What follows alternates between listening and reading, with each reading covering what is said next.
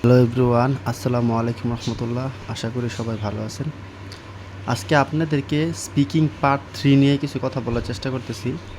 Speaking part 3তে speaking part 2 এবং part 3তেই বেশি mark, মানে ব্যান্ড স্কোরটা বাড়ানো সবচেয়ে বেশি ভালো, সবচেয়ে বেশি ব্যান্ড স্কোর বাড়ে পার্ট 3তে এবং পার্ট 2তে। কিন্তু পার্ট 3তে কোশ্চেনটা হচ্ছে কন্ট্রোভার্সি। আমরা যে বিতর্ক করি, বিতর্কে আপনার কাছ থেকে আপনার মতামত জানতে চাইবে। পার্ট 3 কোশ্চেনটা মূলত একটা সুন্দর একটা মনে করেন থিসিস বা একটা রিসার্চ। পার্ট 3 কোশ্চেন এটা পজিটিভ হোক, নেগেটিভ হোক, ভালো হোক, খারাপ হোক, কম বেশি হোক, এই কোশ্চেনটা আপনাকে মোটামুটি 1 মিনিটের মতো একটা কিউ কার্ডে বা কমপক্ষে 30 থেকে 40 সেকেন্ডের মতো করে আনসার দেওয়া লাগে। তো প্রত্যেকটা কোশ্চেনকে একটা মানে একটা কী বলে পিএইচডি যেমন গবেষণা করলে যেমন আমরা অ্যাসাইনমেন্ট লিখি না, স্টেপ বাই স্টেপ এইভাবে সুন্দর করে এই পার্ট 3 কোশ্চেনগুলো তুলে ধরা লাগে। তো পার্ট 3 কোশ্চেন ক্ষেত্রে আপনাকে আপনার মতামত জানতে চাবে। আপনাকে সুন্দর করে মতামতগুলো আপনি কেন সাপোর্ট করেন, কেন করেন না, বা কেন মনে করেন, এই 3টার উপর ভিত্তি করে বেশিরভাগ পার্ট 3 কোশ্চেনগুলো আসে। আর পার্ট 3 কোশ্চেন করতে পার্ট 3 কোশ্চেনের জন্য পাঁচটা ফ্রেজ আছে বা 5টা কানেক্টরস আছে যেগুলো ইউজ করে পার্ট 3 কোশ্চেনের জন্য ভালো করা যায়। একটা হচ্ছে ইন মাই অপিনিয়ন, আমার মতে। দ্বিতীয়টা হচ্ছে from my point of view, আমার দৃষ্টিকোণ থেকে বা আমি যেভাবে দেখি। আরটা হচ্ছে as far as I know, আমি যতটুকু জানি, বা as far as I concern, আমি যতটুকু অবগত আছি। তারপরে হচ্ছে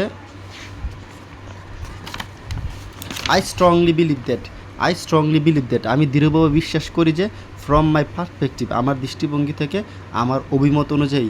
এই 5টা জিনিস আপনি যদি জানেন এবং 5টা জিনিস যদি এই কোশ্চেনগুলোতে ইউজ করতে পারেন, তাহলে আপনার পার্ট 3তে ব্যান্ড স্কোরটা বেড়ে যাবে। কারণ পার্ট 3তে আপনার মতামত টাইপের কোশ্চেনই বেশিরভাগ থাকে।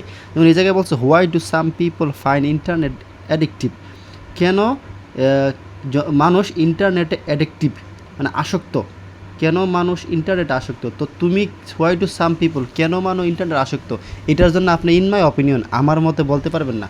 আমি যতটুক জানি, আপনাকে এই ফ্রেজটি ইউজ করতে হবে। As far as I know about internet, আমি যতটুকু ইন্টারনেট সম্পর্কে জানি বা মানব কেন আসক্ত, আমি যতটুকু জানি, আপনাকে এইটা ইউজ করতে হবে। মূলত in my opinion, as far as I know, সবগুলো আপনার মতামত বা আপনার দৃষ্টিভঙ্গি বোঝায়, এগুলোর মাঝে একটা পার্থক্য আছে। আবার দেখেন, দ্বিতীয়ত হচ্ছে কি, আর ডু দিয়া কোশ্চেন করলে অ্যাজ ফার মানে কোশ্চেনটা শুনে আপনি বুঝতে হবে আপনি কোন এই 5টার মাঝে কোন কানেক্টরটা ইউজ করবেন। দ্বিতীয় হচ্ছে do you think that the ways people use the internet may change in the future, তুমি কি মনে করো the way people use their internet may change in the future, ভবিষ্যতে ইন্টারনেট ব্যবহারকারীটা চেঞ্জ হবে।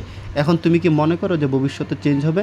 এখন আপনি দিতে পারেন যে আমার মতে বা আমি মনে করি, অ্যাজ ফার অ্যাজ আম কনসার্ন, আমি যতটুকু মনে করি বা আমি যতটুকু বুঝি, অ্যাজ ফার অ্যাজ আম কনসার্ন, আমি যতটুকু বুঝি। এই একটা কোয়েশ্চেনের মানে এর জায়গায় 4টা 5টা কোয়েশ্চেন থাকবে আপনাকে কন্ট্রোভার্সির মতো, আপনি 4টা 5টা কোয়েশ্চেনের ডিফারেন্ট টাইপের এই 5টা ফ্রেজ ইউজ করবেন। ইন মাই অপিনিয়ন, আমার মতে; from my point of view, আমার দৃষ্টিকোণ থেকে; অ্যাজ ফার অ্যাজ আম কনসার্ন বা as far as I know; from point of my view, I strongly believe that. এই 4টা 5টা কানেক্টর আপনি ডিফারেন্ট টাইপে ইউজ করার চেষ্টা করবেন। আবার দেখেন, what are the way social media can be used positive পারপসে সোশ্যাল মিডিয়া, এই আমার পয়েন্ট অফ মাই ভিউ, আমার দৃষ্টিকোণ থেকে। এই ডিফারেন্ট টাইপের ফ্রেজটা আপনি যদি এই 5টা এই কোশ্চেনে কথা বলার সময় ইউজ করতে পারেন, আপনাকে তো 5 থেকে 7টা কোশ্চেন করবে। তো 5টা 7টা কোশ্চেনের মাঝে আপনি in my opinion, from my perspective, এই 5টা ফ্রেজকে ব্যবহার করার চেষ্টা করবেনই, must be. In my opinion, from my perspective, in point of my view, I strongly believe that, এগুলো অনলাইনে আসছে, চ্যাটজিপিটিতে সার্চ দিলে আপনাকে দিয়ে দেবে মতামত টাইপের যে ফ্রেজগুলো বা এক্সপ্রেশনগুলো। এই 5টা ফ্রেজ আপনি পার্ট 3তে ইউজ করে কথা বলার চেষ্টা করেন, তাহলে আপনার কোশ্চেনের আনসারটা সুস্পষ্ট লাগে, খুব কন্ট্রোভার্সি লাগে, একটা বিতর্কিক লাগে, এবং আপনার মতামতটা যিনি প্রকাশ করতেছেন এটা বোঝা যেতেছে আপনি মানে আপনার এই ফ্রেজগুলো দিয়ে আপনার কোশ্চেনটাকে আরও ব্যান্ড স্কোর বাড়াই দিবে বেশি। এই কারণে পার্ট 3-র জন্য প্রতিদিন এখন এমনভাবে প্র্যাকটিস করেন যে 5টা ফ্রেজ আপনি পার্ট 3তে ইউজ করবেন, মাস্ট বি। হোয়াই দেওয়া কোশ্চেনটা পড়লে আপনি বুঝতে পারবেন যে আপনাকে কোনটা ইউজ করা লাগবে। এই 5টার মাঝেও একটু পার্থক্য আছে। আপনার এই 5টা কোশ্চেন ইউজ করে পার্ট 3-র জন্য প্র্যাকটিস করেন, তাহলে যাই বলেন আবল তাবল 69, ইনশাআল্লাহ পার্ট 3ও ভালো হয়ে যাবে।